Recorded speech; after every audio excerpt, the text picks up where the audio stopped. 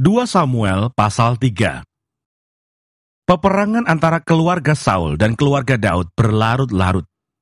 Daud kian lama kian kuat, sedangkan keluarga Saul kian lama kian lemah.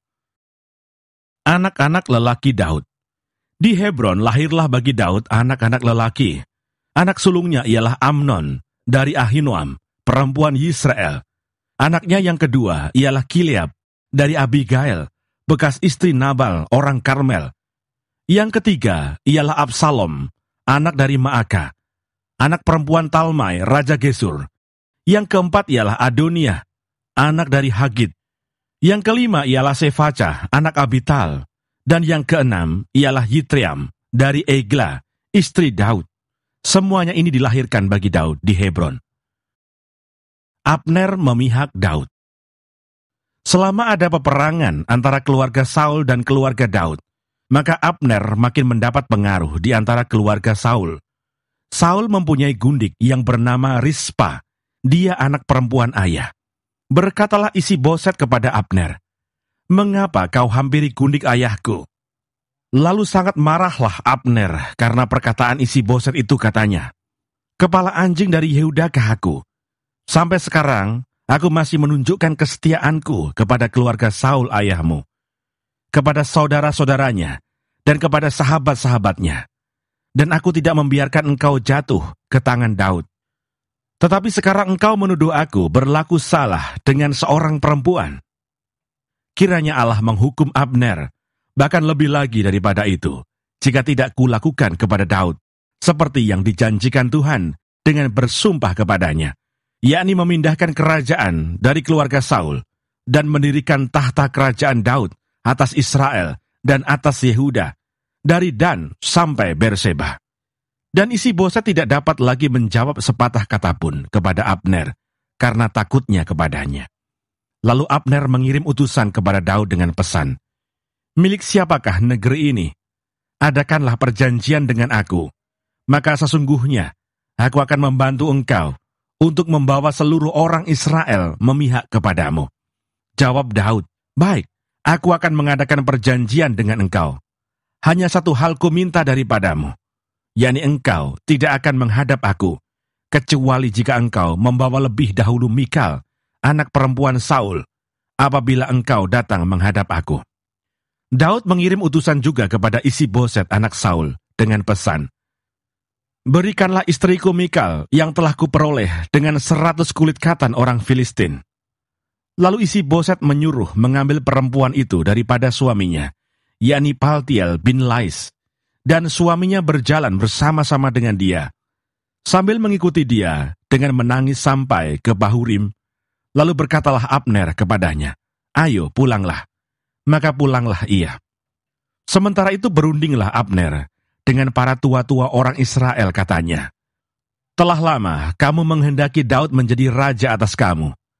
Maka sekarang bertindaklah, sebab Tuhan sudah berfirman tentang Daud demikian, 'Dengan perantaraan hambaku Daud, aku akan menyelamatkan umatku Israel dari tangan orang Filistin dan dari tangan semua musuhnya.'" Abner berbicara dengan orang Benyamin. Pula Abner pergi membicarakan dengan Daud di Hebron segala yang sudah dipandang baik oleh orang Israel dan oleh seluruh kaum Benyamin. Ketika Abner datang kepada Daud di Hebron bersama-sama 20 orang, maka Daud mengadakan perjamuan bagi Abner dan orang-orang yang menyertainya.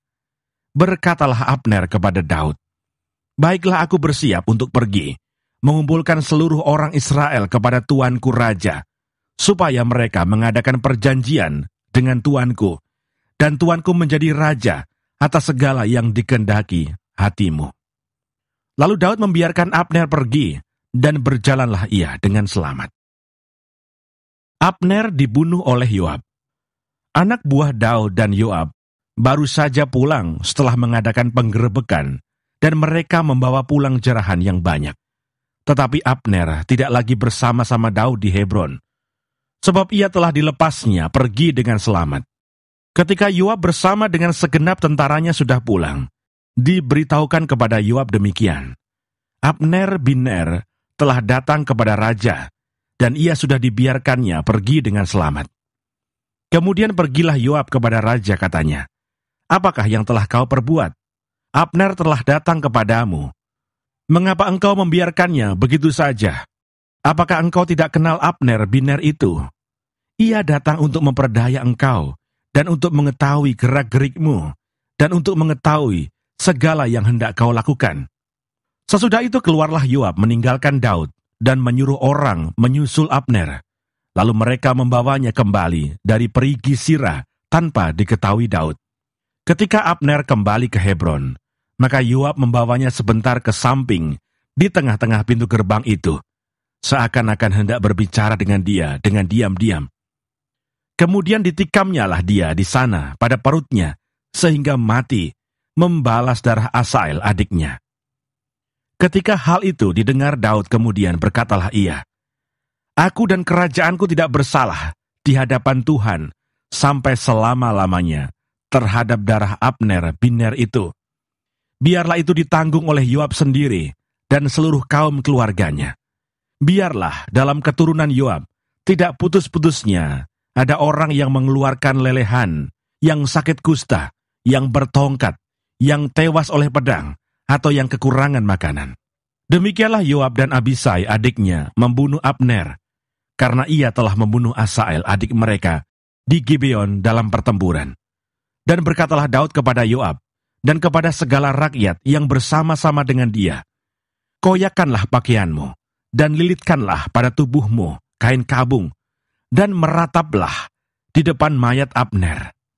Raja Daud sendiri pun berjalan di belakang usungan mayat ketika orang menguburkan Abner di Hebron. Maka menangislah raja dengan suara nyaring pada kubur Abner, dan seluruh rakyat pun menangis, karena Abner, raja mengucapkan nyanyian ratapan ini, "Apakah Abner harus mati seperti orang bebal? Tanganmu tidak terikat, dan kakimu tidak dirantai. Engkau gugur seperti orang gugur oleh orang-orang durjana." Dan seluruh rakyat itu makin menangis karena dia. Seluruh rakyat datang menawarkan kepada Daud untuk makan roti selagi hari siang. Tetapi Daud bersumpah, katanya, "Kiranya Allah menghukum aku, bahkan lebih lagi daripada itu, jika sebelum matahari terbenam, aku mengecap roti atau apapun." Ketika seluruh rakyat melihat hal itu, mereka menganggap hal itu baik, seperti segala sesuatu yang dilakukan raja dianggap baik oleh seluruh rakyat. Maka tahulah seluruh rakyat dan seluruh Israel pada hari itu, bahwa pembunuhan Abner bin Ner bukanlah rancangan raja. Kemudian berkatalah raja kepada para pegawainya, "Tidak tahukah kamu bahwa pada hari ini gugur seorang pemimpin, seorang besar di Israel? Tetapi aku ini sekarang masih lemah, sekalipun sudah diurapi menjadi raja. Sedang orang-orang itu, yakni anak-anak Seruya, melebihi aku dalam kekerasan. Kiranya Tuhan membalas kepada orang yang berbuat jahat, setimpal dengan kejahatannya."